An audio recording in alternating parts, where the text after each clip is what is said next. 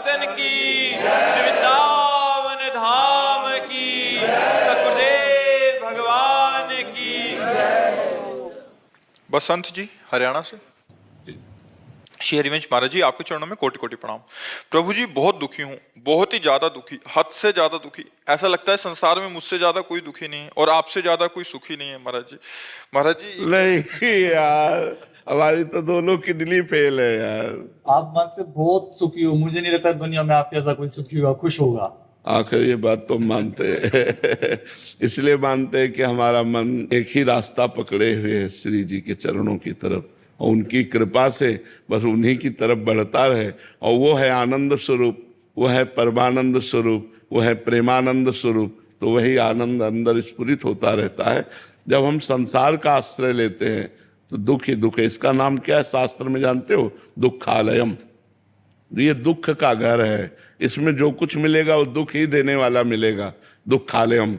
और सुखालयम कौन है? भगवान है। तो हम अपने मन को यदि भगवान में लगा पावें तो हम सुखी हो जाए। सच्ची बात मानो, सब सुख आ जाएंगे, लोक परलोक की सब सुविधाएं आ जाएंगी, सब सुख आ जाएंगे। जब आप भगवान का भजन करोगे तो सब सुख आ जाएंगे। जैसे खूब अगाध सरोवर जल हो तो मछली खूब किलोले करती है, थोड़ा जल हो तो चिंता है कि कहीं सूख न जाए, लेकिन समुद्र में है तो आनंद ही आनंद है उसको। सुखी मीन जहां नीर अगाधा और जिम हरि शरण न एको बाधा। अगर हम भगवान की शरण में भैया तो दुख भी सुख बन जाता है, और अगर भगवान से विमुख है तो सुख भी दुख बन जाता है। ये बात समझ लीजिए। तो भगवान की शरण होकर नाम जप करो, अच्छे आचरण करो। बाबा थोड़ी खुशी हमारी तरफ भी ट्रांसफर कर दो ना, आप तो इतने सुखी रहते। अगर ऐसा होता हो तो हम तो पूरे भारत को ट्रांसफर कर देते क्योंकि अपने बस का कुछ है नहीं। तुम्हारी समझ से तुम्हें सुख मिलेगा और तुम्हारी समझ से तुम्हें दुख मिलेगा। पॉजिटिव चिंतन हो गया तो निगेटिव चिंतन को दबाकर जब पॉजिटिव चिंतन बढ़ता है तो आनंद आता है, और जब पॉजिटिव चिंतन को दबाकर निगेटिव चिंतन बढ़ता है तो हम चाहे जितने करोड़पति हों, हमें दुखी का अनुभव होगा। तो ये पॉजिटिव चिंतन जो है ये भगवान के भजन से आता है। शास्त्र स्वाध्याय, भगवान का भजन, परोपकार, तीर्थयाटन, दान पुण्य जब हम करते हैं तो हमारा हृदय पवित्र होता है, तो दुख में भी सुख ढूंढ लेता है। और जब हमारा निगेटिव विचार होता है तो सुख में भी दुख वो खोज लेता है। कहीं ऐसा ना हो जाए, कहीं ऐसा ना हो जाए, ये चिंतन वो चिंतन, बड़ा भयावह चिंतन, दुख, विषाद, शोक, चिंता, उद्वेग, ये सब अंदर आ जाता है। तो हमें लगता है हमारे करने से नहीं होगा, ये चीज आपको करनी होगी। जो हम कह रहे हैं उसको आप करो तो आपका चिंतन सही हो जाएगा। अगर हमारे ऐसे देने से होता तो किसी को भजन के लिए नहीं कहते, भजन करके ऐसे दे देते, सबका मंगल हो जाता। वैसे संत जन तो कहते ही रहते हैं, सर्वे भवन्तु सुखिना, सर्वे सन्तु निरामया, सर्वे भद्राणि पश्यन्तु माँ कश्चित् दुख भाग भवेत्। किसी को दुख ना हो, सब सुखी रहें, सब स्वस्थ रहें। पर सब हैं क्या? जो भजन कर रहे हैं, जो भगवान से जुड़े हैं, वही कृपा का अनुभव कर रहे हैं। नहीं तो सब दुखी हैं, सब दुखी। किसी को ना समझो, बड़े बड़े अरबपति खरबपति सब दुखी हैं, सुखी वही है जो पूरा भगवान को समर्पित है। समझ पा रहे? तो समर्पण करो और नाम जप करो। राजीव जी दिल्ली से।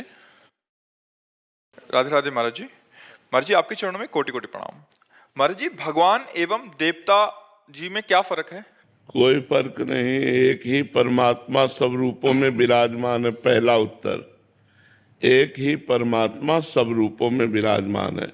पर जब हम उन्हें परमात्मा भाव नहीं देखते तब फिर अलग अलग पावर है। एक बार उपनिषद की कथा है, सब देवता दैत्यों पर विजय प्राप्त करके बड़े आनंद में उत्सव मना रहे थे। अप्सराएं नृत्य कर रही थी, गंधर्व गान कर रहे थे, देवता सब अपने सिंहासनों पर विराजमान थे। तो देखा भगवान ने कि इनको अहम हो गया है कि मैं बलवान हूं और मैंने दैत्यों पर विजय प्राप्त की। तो सभा के सामने भगवान एक यक्ष रूप में प्रकट हुए। तो देवराज इंद्र ने देखा, बोले कोई भी देवता इनका परिचय लाकर हमें बताओ, ये कौन प्रकट हुआ है।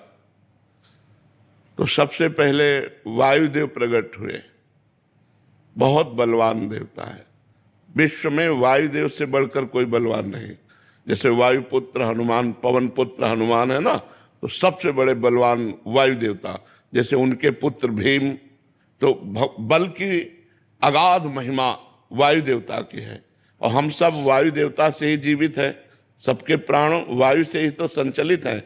सब जितना चराचर जगत है वो वायु से ही है। ऑक्सीजन खत्म हो जाए, सब नष्ट हो जाए, वायु से ही तो है।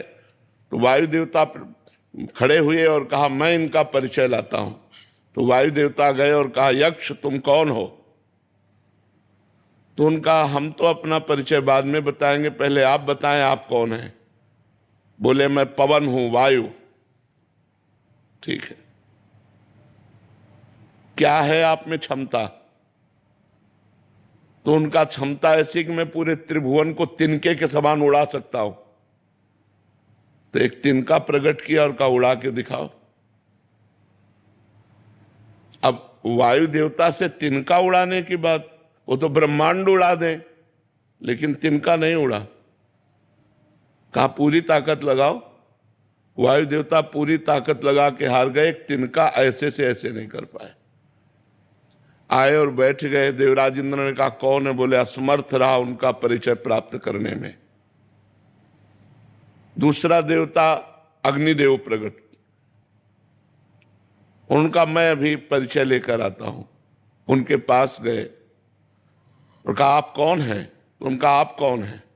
तो उनका अनल, हुताशन, अग्नि, इन नामों से मेरा संबोधन होता है। बोले आपकी सामर्थ्य? बोले त्रिभुवन को उपले की तरह जलाकर भस्म कर सकता हूं। सब अग्नि से ही जीवित है, क्योंकि जठराग्नि के रूप में अग्नि भगवान ही सबके उदर में विराजमान है। अगर जठराग्नि न हो तो पानी भी न पचे तो हम जीवित ही न रहे। तो उसी तिनके को कहा तुम भस्म करके दिखाओ। तो अग्नि देवता से तिनका भस्म करने की बात, तो उनको रोष आ गया और तिनके की तरफ देखा, कुछ नहीं हुआ। पूरा पावर लगा दिया, कुछ नहीं हुआ। अग्नि देवता वापस जाकर बैठ गए और कहा मैं असमर्थ रहा इनकी सामर्थ्य और इनकी महिमा और इनका परिचय प्राप्त करने में। तब स्वयं देवराजेंद्र उठे, ये उपनिषद में कथा है।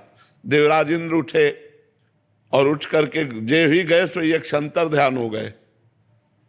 यक्ष की जगह पर दुर्गा देवी प्रकट हुई और उनका देवराजेंद्र तू इतना घमंडी है कि तू भगवान से बात करने का भी अधिकारी नहीं है, इसलिए भगवान अंतर ध्यान हो गए।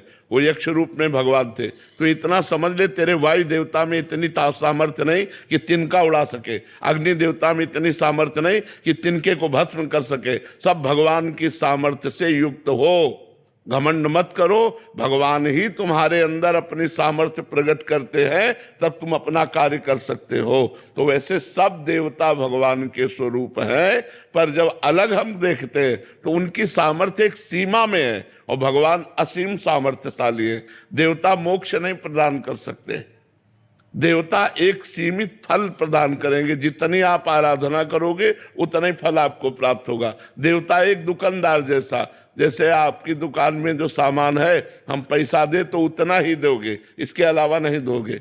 तो जितनी आप तपस्या करेंगे, जिस देवता के लिए जितना पूजन करेंगे, जितना आप आराधन करेंगे, उतना ही वो फल दे पाएगा, इसके आगे उसके सामर्थ्य नहीं। और जब हम भगवान मान के करते हैं तो फिर भगवान उसकी इच्छा की पूर्ति करते हैं। समझ पाए आप? विजय जी जौनपुर से। राधा वल्लभ श्री हरिवंश प्रभु। श्री हरिवंश महाराज जी, आपके चरणों में कोटि कोटि प्रणाम। महाराज जी, श्री जी और आपकी कृपा से आपको करीब 1.5 साल से गुरु रूप में स्वीकार किया है। बहुत जीवन में परिवर्तन आया। महाराज जी, मेरा प्रश्न है कि आप कहते हैं कि अपना पुराना रजिस्टर जांच लो। गुरुदेव भगवान, मेरे पुराने रजिस्टर में व्यभिचार, चापलूसी, झूठ, अवगुण दर्ज हो गए हैं। मैं अपना नया रजिस्टर तैयार करना चाहता हूं, जिससे भागवतिक न्यायालय में मेरी जीवात्मा का न्याय एवं कल्याण हो सके। इसके लिए क्या करूं? भगवान नाम जप करो, भगवान की कथा सुनो, सब में भगवान को देखने की चेष्टा करो, परोपकार करो। इसी से बहुत बढ़िया रजिस्टर बन जाएगा। किसी का बुरा मत चाहो, किसी का बुरा मत देखो, किसी का बुरा मत करो और खूब नाम जप करो, बढ़िया हो जाएगा। गुरुदेव भगवान, ये आँख, ये हाथ, ये मन, दलदल में फंसा दिया प्रभु मुझे। हाँ बिल्कुल फंसा दिया, लेकिन ये नाम उठा के आपको भगवान के समीप पहुंचा देगा। नाम जप करो, राधा राधा राधा राधा, सब ठीक हो जाएगा। मेरा खूब केस आपके हवाले है। खूब नाम जप करो, नाम जप करो, नाम से सब ठीक होगा। हम सब मुजरिम है माया के अंतर्गत तो है ना। निकाल सकते हैं तो भगवान ने निकाल सकते हैं इस माया दलदल से। जैसे तुम हो वैसे हम हैं, कोई खास बात नहीं है। हाँ, हम भगवान की शरण में हैं, आप अभी अहंकार की शरण में हो, अंतर इतना है। इसलिए खूब नाम जप करो और अहंकार को भगवान के चरणों में समर्पित कर दो। रजनी जी, महाराज जी, भगवान शिव अपने भक्तों को आत्मबोध की ओर कैसे ले जाते हैं, कृपा रूप से या साधना से? कृपा ही साधना है। भगवान की जब कृपा होती है तो साधना बनती है, और साधना से भगवान की कृपा का अनुभव होता है। भगवान की कृपा है और साधना नहीं है तो आप भगवान की कृपा का वो नहीं कर सकते। साधना ही भगवान की कृपा है। जब रात दिन उत्तम साधना बनने लगे तो समझो भगवान की बड़ी कृपा है। ये अहंकार से नहीं कि मैं साधना कर रहा हूं, भगवान की कृपा से साधना होती है, और साधना से भगवान की कृपा का अनुभव होता है। और जिसको कृपा का अनुभव हो गया वही भगवत साक्षात्कार का अधिकार